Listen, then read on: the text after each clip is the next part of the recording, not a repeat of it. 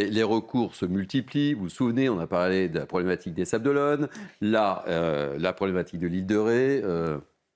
C'est vraiment des situations où on voit une forme de cancel culture qui s'exprime dans la société française. C'est problématique parce qu'on ne fait plus la distinction entre le combat pour la laïcité, le respect des croyances de chacun et finalement le respect aussi de notre histoire propre. On ne peut pas nier que notre histoire est liée fondamentalement à aussi une histoire religieuse. Et c'est triste qu'on en vienne à cette extrémité-là de finalement remettre en cause des marqueurs qui sont des marqueurs aussi de toutes nos croyances et de tout nos patrimoines culturels, religieux, artistiques aussi, puisque ça reste une belle œuvre d'art.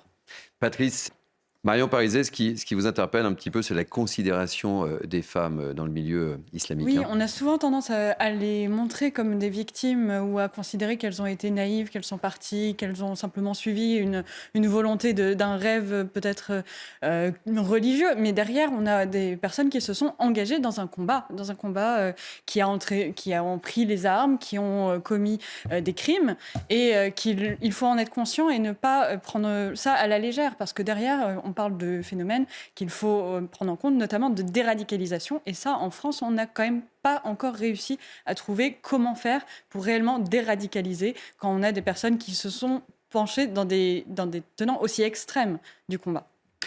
Un phénomène qui en plus s'accélérer avec le cyberharcèlement. Et là, on touche à des sujets où on n'a pas encore réussi à l'anticiper et à l'inclure dans la façon dont justement on sensibilise nos jeunes à tout l'impact de leurs décisions et de l'impact de leurs critiques, de leurs moqueries envers leurs camarades.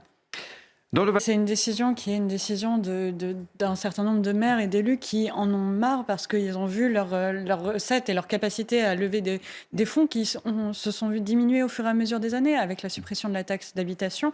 Et finalement, c'est ôter des moyens aux mairies que de supprimer leurs moyens et leurs recettes financières. Donc à partir de là, il y a une volonté aussi très honnête de se dire on veut avoir les capacités de faire ce pourquoi on a été élu, tout simplement. Patrice, 2 mots.